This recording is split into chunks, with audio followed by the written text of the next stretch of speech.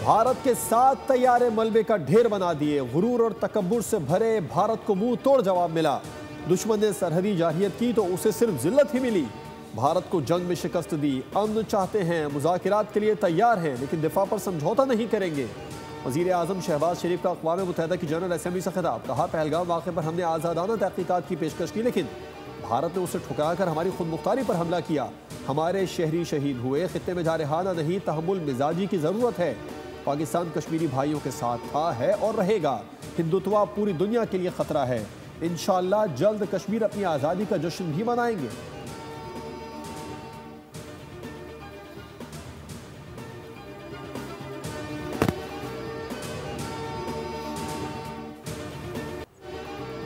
Israeli कब्जे को 80 साल बीत गए। फ़लस्तीनी कई दहाइयों से अपनी ही सरजमीन पर अजनबी हैं। वज़ीर आज़म शहबाज शरीफ ने जनरल असम्बली में मसला फ़लस्तीन पर भी पुरजोर आवाज़ उठा दी।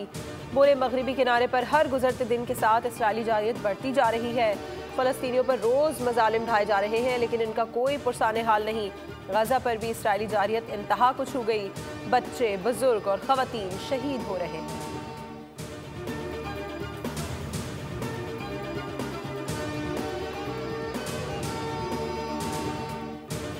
जनरल असेंबली के इजलास से खिताब करते हुए वज़ीर आज़म शहबाज शरीफ ने जज्बाती अंदाज में डाइस पर मुक्के बरसा दिए। शहबाज शरीफ ने कहा कि हम कर्जे लिए बगैर मेहनत करके और खून पसीना एक करके पाकिस्तान को एक अजीम मुल्क बनाएंगे।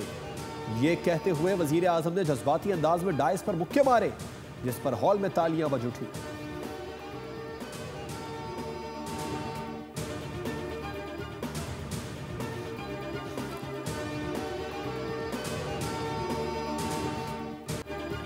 इसराइली वज़ीर आज़म नेतन्याहू को आलमी शर्मिंदगी का सामना। UN जनरल असम्बली इजलास से खिताब के लिए आए तो मुस्लिम ममालिक समेत ज़्यादातर अरकान बाइकॉट कर गए। गैर मुल्की मीडिया के मुताबिक मुस्लिम ममालिक समेत कई वफूद उठकर चले गए। नेतन्याहू खाली हॉल देखकर हक्का बक्का रह गए।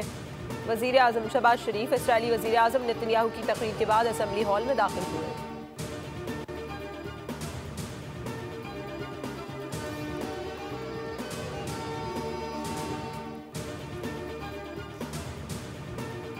अक़वाम मुत्तहिदा की जनरल असेंबली के इजलास में पाकिस्तान के वज़ीर दिफा ख्वाजा आसिफ का मुनफरिद अंदाज। वो फ़लस्तीनी कफ़ाया पहनकर इजलास में शरीक हुए। अहले गज़ा ने इज़हार यकजहती किया। इसराइली और भारती आग बगूला हो गए।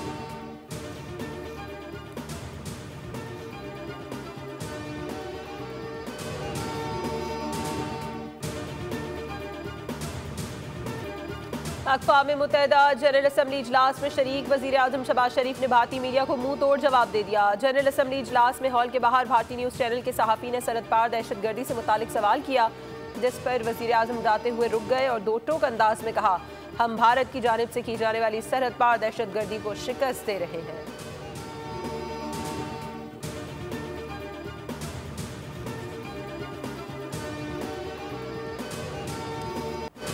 वज़ीर आज़म शहबाज शरीफ और फील्ड मार्शल आसिम मुनीर की अमरीकी सदर डोनाल्ड ट्रंप से मुलाकात का ऐलानिया जारी। ओवल ऑफिस में वज़ीर आज़म और सदर ट्रंप की मुलाकात 1 घंटा 20 मिनट जारी रही।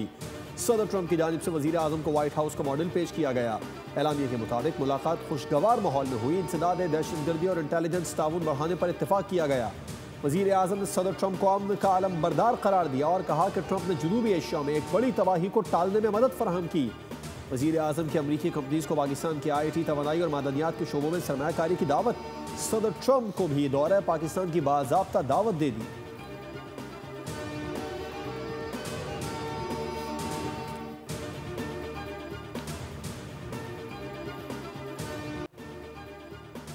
फील्ड मार्शल आसिम मुनीर बेहतरीन शख्सियत के मालिक हैं। वज़ीर आज़म पाकिस्तान भी शानदार शख्स हैं। फील्ड मार्शल और वज़ीर आज़म दोनों अजीम रहनुमा हैं।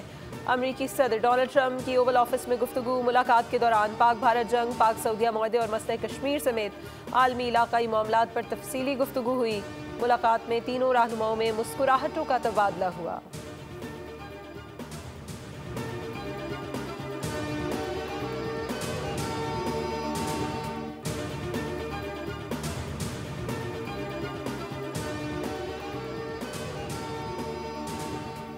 वज़ीर आज़म और फील्ड मार्शल से मुलाकात के दौरान सदर ट्रंप ने नरेंद्र मोदी को खामोश पैगाम दे दिया। डोनाल्ड ट्रंप के कोर्ट पर लगी लड़ाका तैयारी की पिन पर सोशल मीडिया सार्फिन के गर्मा गर्म तबसरे। पाकिस्तान की जीत का एतराफ़। एक सारफ ने लिखा, गुड मॉर्निंग मोदी, ये एक जेट है। एक सारिफ ने तैयारी की पिन के साथ 6-0 लिखकर जलती पर तेल का काम कर दिया। पिन का मकसद पाक फजाइया की 6-0 की बर्तरी को खिराज तहसीन पेश करना था।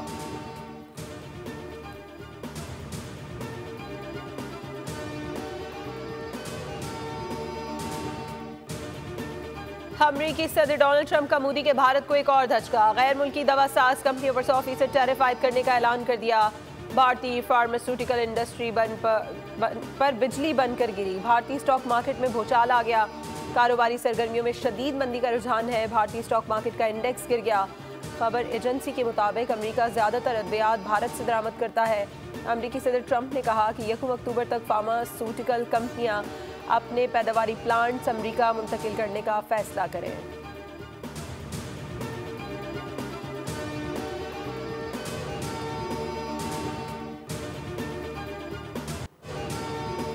एशिया कप का सबसे सनसनीखेज मुकाबला। श्रीलंका ने भारत के जबड़े में हाथ डाल दिया लेकिन मैच न जीत सकी। भारत और श्रीलंका का मैच टाई। सुपर ओवर में भारत ने फतह हासिल कर ली। भारत ने पहले खेलकर 5 विकेटों पर 202 रन बनाए थे। 203 रन के ताक़ुब में श्रीलंकन टीम 202 रन बना सकी। 203 रन के ताक़ुब में श्रीलंका की टीम ने 202 रन बनाए। पैथम निसांका ने एशिया कप की पहली सेंचुरी जड़ दी। सबसे ज्यादा 107 रन बनाए।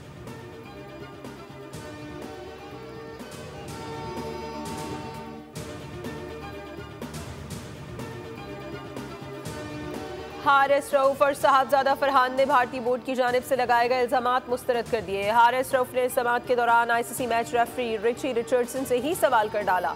पूछा, उनके इशारे में काबिल एतराज़ बात क्या है? भारतीय बोर्ड ने इशारों के इल्जामात की वजाहत नहीं की। फास्ट बॉलर ने मौक़िफ़ इख्तियार किया कि छक्के के लिए 6 और 0 के लिए 0 इस्तेमाल होता है। साहबजादा फरहान ने वजाहत की कि मेरा ताल्लुक केपी से है और वहाँ गन सेलिब्रेशन खुशी के इजहार का आम अंदाज है। माजी में MS धोनी और विविन रिचर्ड्स भी ऐसा कर चुके हैं। आईसीसी ने सूर्या कुमार पर 30%, हारिस रऊफ पर 30% मैच फीस का जुर्माना कर दिया। साहबजादा फरहान को वार्निंग।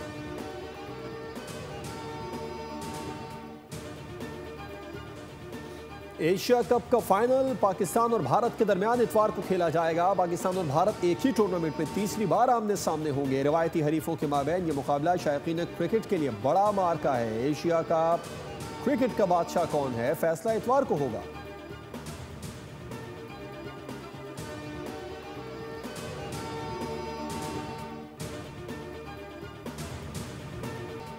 सिंध काबीना में अखाड़ पछाड़। सईद गनी से महकमा बल्दियात का कलमदान वापस लेकर नासिर हुसैन शाह को सौंप दिया गया। सईद गनी को महकमा मेहनत और सोशल प्रोटेक्शन का कलमदान मिल गया। नए रुकन इस्माइल राहू ने सूबाई वजीर के ओहदे का हलफ उठा लिया। हलफ बर्दारी की तकरीब गवर्नर हाउस कराची में मुनक्किद हुई।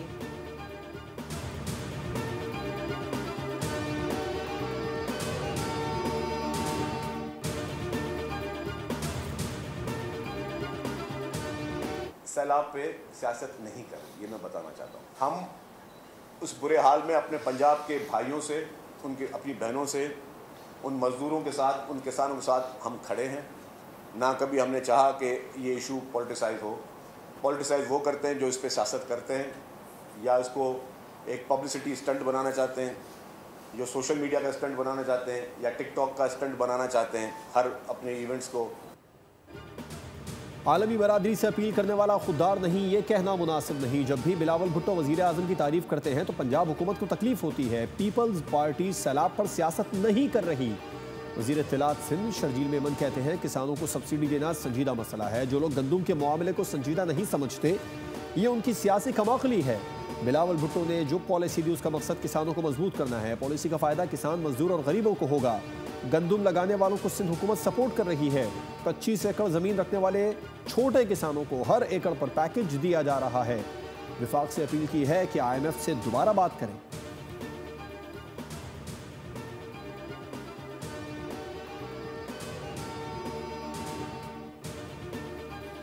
वज़ीर इत्तलात पंजाब अस्मा बुखारी की शर्जील मेमन को लाहौर आने की दावत। कहा, पंजाब में होने वाला काम खुद आकर देखें। पंजाब हुकूमत ने गुज़श्ता बरस किसानों को 55 अरब और रवा बरस 98 अरब रुपए का रिलीफ दिया। ज़राअत का बजट करीब 130 अरब रुपए, जबकि किसान कार्ड से 60 अरब रुपए से ज़ायद की खरीदारी हो चुकी है। मरियम नवाज ने गुज़श्ता बरस 9500 ट्रैक्टर दिए और गंदम की काश्त पर 14 अरब रुपए का सपोर्ट प्रोग्राम दिया। सिंध हुकूमत अपने मुतासरीन को दिया गया रिलीफ कौम के सामने रखे।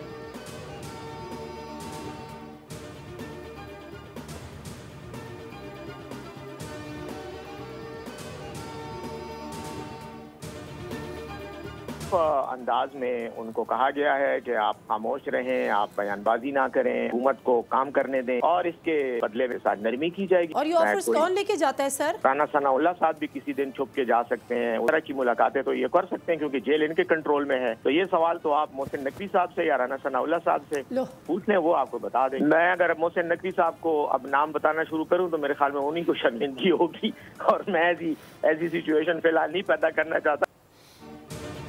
बानी पीटीआई को कई बार डील ऑफर हो चुकी है। मुख्तलिफ अंदाज में उन्हें पैगाम पहुंचाया गया कि आप खामोश रहें, बयानबाजी ना करें, मौजूदा हुकूमत को काम कर दें, उसके बदले में आपके साथ नरमी की जाएगी। तर्जुमान खैबर पख्तूनख्वा हुकूमत बैरिस्टर मोहम्मद अली सैफ की program debate with Nadia Mirza में गुफ्तगू। नादिया मिर्जा ने सवाल किया कि ये ऑफर्स कौन लेकर जाता है, तो उसके जवाब में बैरिस्टर सैफ का कहना था ये सवाल तो राना सनाउल्लाह और मोहसिन नकवी से पूछे।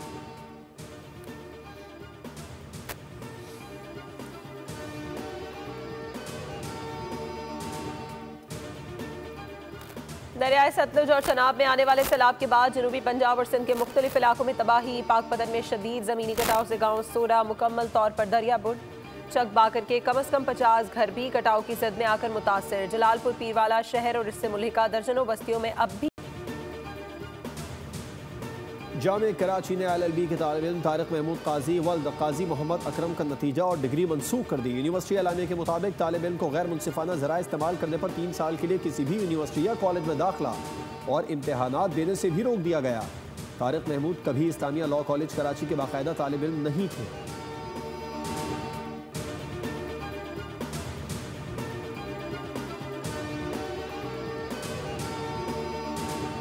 मजबूरी के बायस हज पर ना जाने वाले रजिस्टर्ड आज़मीन के लिए खुशखबरी। फौत या सख्त बीमार आज़मीन से मुतालिक वजारत मजहबी उमूर की पॉलिसी सामने आ गई। फौत होने वाले रजिस्टर्ड शहरी की जगह कोई भी रिश्तेदार हज पर जा सकता है। मजबूरी के बायस हज पर ना जाने वाला शख्स भी किसी को नामजद कर सकता है। हज पर ना जाने वाले शख्स को रकम वापस लेने का भी इख्तियार होगा। बीमारी या इंतकाल का दस्तावेजी सबूत भी लाजमी करार दे दिया गया।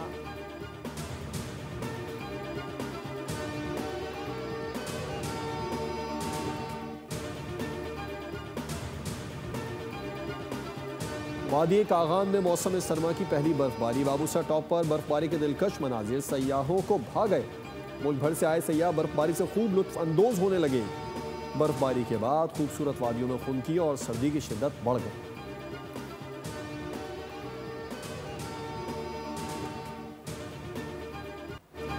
पाकिस्तानी सुपर एक्ट्रेस हानिया आमिर की बांग्लादेश में धूम। ढाका की गलियों में मसालेदार और चटखारेदार बंगाली फूड पर हाथ साफ किया।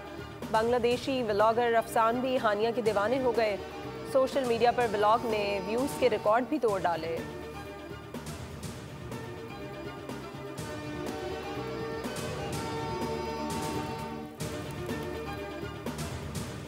और मस्तूई सैयारों ने मचाई जमीन पर तबाही, सबकी जान पर बनाई थ्रिल से भरपूर Hollywood movie Greenland two migration का ट्रेलर जारी। फिल्म आइंदा साल 9 जनवरी को रिलीज की जाएगी।